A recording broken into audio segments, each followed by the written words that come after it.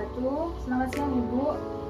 Di sini kami kelompok 4 ingin mengumpulkan video tentang mata kuliah dengan mata kuliah manajemen UMKM dan koperasi dengan materi konsep efisiensi koperasi dengan saya Indiani Kristiani Ningsih dengan MPM 23200 Saya Dian Puspitansari dengan MPM 23282. Saya Zana Nadia dengan MPM 2320057. Saya Nisana Timanita MPM 23208. Saya Cecilia Yuliana dengan MPM 23211. Saya Brenda Ratunya Putri Mayani dengan MPM 2320497. Konsep efisiensi koperasi. Efisiensi koperasi adalah teori yang membahas tentang bagaimana koperasi bisa mencapai hasil maksimal sesuai dengan harapan dan keinginan anggota. Koperasi yang efisien bisa meningkatkan pelayanan kepada anggotanya, sehingga manfaat yang didapatkan anggota juga akan semakin meningkat. Efisiensi koperasi berkaitan dengan penggunaan sumber daya yang efektif untuk memaksimalkan manfaat ekonomi bagi anggota. Semakin tinggi tingkat efisiensi, usaha koperasi akan semakin mampu koperasi tersebut dalam meningkatkan pelayanan kepada anggotanya, sehingga bermanfaat yang diperoleh anggota akan semakin meningkat. Selanjutnya, kelemahan dan kekuatan koperasi dalam sistem pasar. Kekuatan yang pertama yaitu keterlibatan anggota dalam koperasi dapat ditunjukkan dalam bentuk partisipasi anggota yang merupakan aktivitas yang mendorong kreativitas. Yang kedua yaitu koperasi merupakan organisasi dari, oleh, dan untuk anggota. Hal ini mencerminkan transparansi pengelolaan. Yang ketiga, keseimbangan pemanfaatan hak dan penekanan kewajiban semua anggota dan menjadi tanggung jawab bersama. Yang keempat, anggota yang terhimpun merupakan konsumen yang potensial sekaligus sebagai produsen potensial. Selanjutnya untuk kelemahan, 1. Prinsip keanggotaan bersifat terbuka dan sukarela akan melemahkan struktur permodalan dalam jangka panjang, sebab jika perusahaan koperasi tidak mampu melayani kepentingan anggota, ia bisa keluar dari keanggotaan koperasi. Konsekuensinya, modal yang tertanam dalam koperasi harus dikembalikan. Kedua, prinsip kontrol secara demokratis menyebabkan anggota yang memiliki modal dalam jumlah banyak akan keluar dari koperasi dan memilih masuk organisasi non-koperasi yang ketentuan-ketentuannya menyatakan pemilik modal terbesar adalah yang mempunyai kontrol terbesar dalam perusahaan. Ketiga, prinsip pembagian sisa hasil usaha berdasarkan jasa anggota akan mengurangi pemilik modal, terutama pemilik modal yang besar, memasuki koperasi menjadi anggota koperasi. Yang terakhir, prinsip bunga yang terbatas atas modal akan mengurangi kegiatan anggota untuk menabung pada koperasi. Sasaran integrasi vertikal melalui koperasi.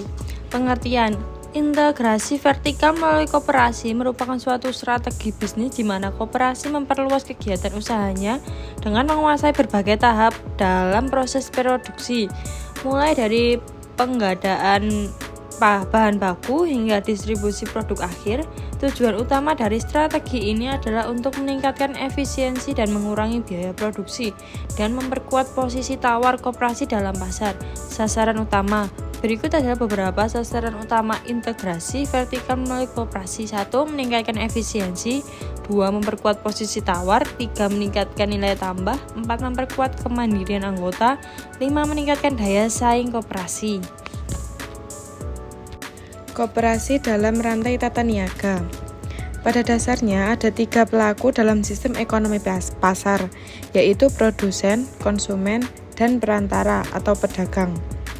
Produsen adalah orang atau badan yang menghasilkan produk tertentu. Produk tersebut berupa produk akhir yang langsung dikonsumsi, bisa pula produk antara yang digunakan untuk proses produksi berikutnya. Jadi rumah tangga konsumen yang menghasilkan input bisa dipandang sebagai produsen. Demikian pula rumah tangga konsumen yang menghasilkan barang-barang untuk dikonsumsi dikatakan sebagai produsen. Konsumen adalah orang atau badan yang menggunakan suatu produk. rumah tangga, perusahaan dapat dikatakan sebagai konsumen dalam hal penggunaan input. Perusahaan sebagai pihak yang menggunakan input mengadakan permintaan terhadap produsen input, dan rumah tangga konsumen yang menghasilkan input akan menawarkan input tersebut kepada perusahaan yang memintanya. Dengan kata lain, rumah tangga perusahaan bisa berfungsi sebagai konsumen dalam pasar input dan berfungsi sebagai produsen dalam pasar output jalur tata niaga dalam. Pedagang adalah orang atau badan yang membeli produk tetapi bukan untuk dikonsumsi, melainkan untuk dijual kembali. Pedagang merupakan mediator penghubung antara produsen dan konsumen. Pedagang yang dimaksud bisa berupa pedagang besar, agen penjualan, dan pengecer. Pedagang besar biasanya tidak melayani konsumen akhir melainkan para pengecer, sedangkan agen yang ada dalam melayani konsumen akhir, tetapi ada pula yang tidak. Di pasar input, produsen input menawarkan input langsung ke perusahaan, tetapi juga bisa lewat pedagang input. Di pasar output, perusahaan menawarkan produknya kepada pedagang dan oleh pedagang berulah ke konsumen akhir, atau dapat pula ditawarkan langsung ke konsumen akhir. Selanjutnya, sasaran integrasi vertikal melalui koperasi. Integrasi vertikal melalui koperasi merupakan suatu strategi bisnis di mana koperasi memperluas kegiatan usahanya dengan menguasai berbagai tahap dalam proses produksi, mulai dari pengadaan bahan baku hingga distribusi produk akhir. Tujuan utama dari strategi ini adalah untuk meningkatkan efisiensi, mengurangi biaya produksi, dan memperkuat posisi tawar koperasi dalam pasar. 5 sasaran utama integrasi vertikal melalui koperasi. Yang pertama, meningkatkan efisiensi. Yang kedua, memperkuat posisi tawar. Yang ketiga, meningkatkan nilai tambah. Yang keempat, memperkuat kemandirian anggota. Yang kelima, meningkatkan daya saing koperasi. Sikap terhadap kebijakan harga koperasi. Kebijakan harga koperasi merupakan isu yang kompleks dan memerlukan pertimbangan yang matang.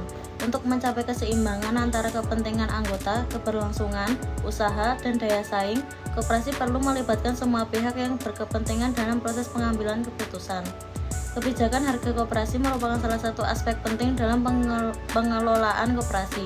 Penetapan harga yang tepat akan berdampak langsung pada kesejahteraan anggota, keberlangsungan usaha koperasi, serta daya saing koperasi di pasar. Faktor-faktor yang mempengaruhi kebijakan harga koperasi. Yang pertama, tujuan koperasi. Koperasi berorientasi pada kesejahteraan anggota, pertumbuhan usaha, atau kombinasi keduanya.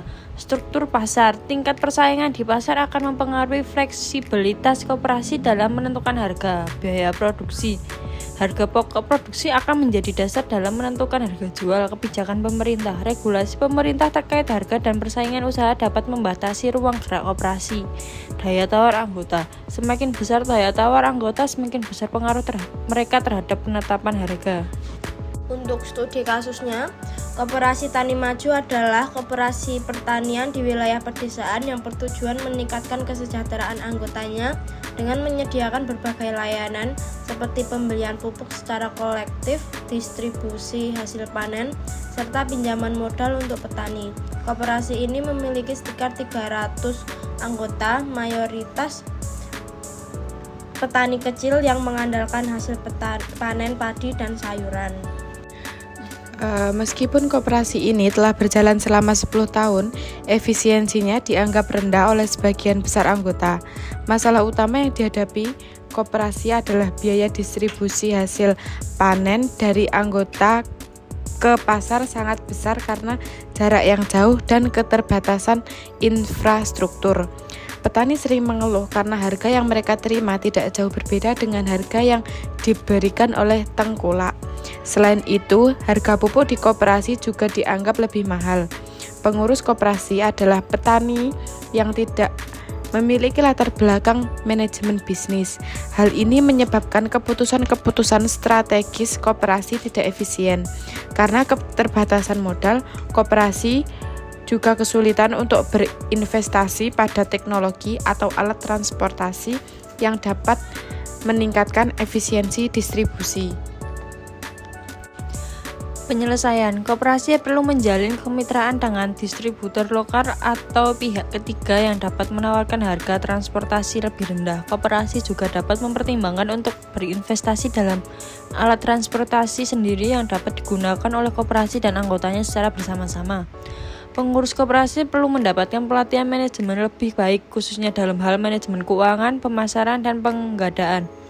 Ini dapat dilakukan melalui pelatihan dan difasilitasi oleh pemerintah atau lembaga non-profit yang fokus pada pemberdayaan koperasi. Koperasi harus memanfaatkan kekuatan kolektifnya untuk melakukan pembelian pupuk dan input pertanian lainnya dalam skala besar. Ini akan memungkinkan mereka untuk mendapatkan harga grosir yang lebih murah daripada jika setiap anggota membeli secara individu. Koperasi bisa memikirkan diversifikasi hasil panen dan tidak hanya bergantung pada suatu jenis produk pertanian.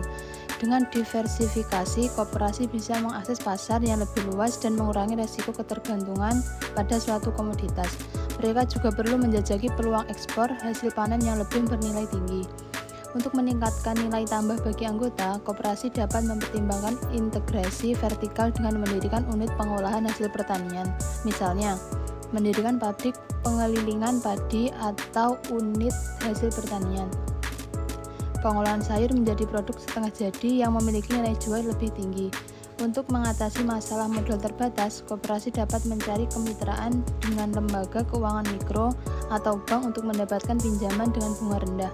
Mereka juga dapat menggalang modal tambahan dari para anggotanya dengan menawarkan program saham atau obligasi internal koperasi. Kesimpulannya, koperasi tani maju dapat meningkatkan efisiensinya dengan memfokuskan pada pengelolaan yang lebih profesional, mengandalkan koleksi yang lebih baik, pengurangan biaya distribusi, dan meningkatkan nilai tambah melalui integrasi vertikal. Dengan pendekatan ini, koperasi dapat memberikan manfaat ekonomi yang lebih besar bagi anggotanya dan menciptakan lingkungan bisnis yang lebih berkelanjutan. Sekian presentasi dari kelompok kami, kelompok 4. Jika teman-teman dan ibu ada pertanyaan yang ingin ditanyakan, silakan ditanyakan di dalam kolom komentar. Sekian dari kami. Wassalamualaikum warahmatullahi wabarakatuh. Terima kasih.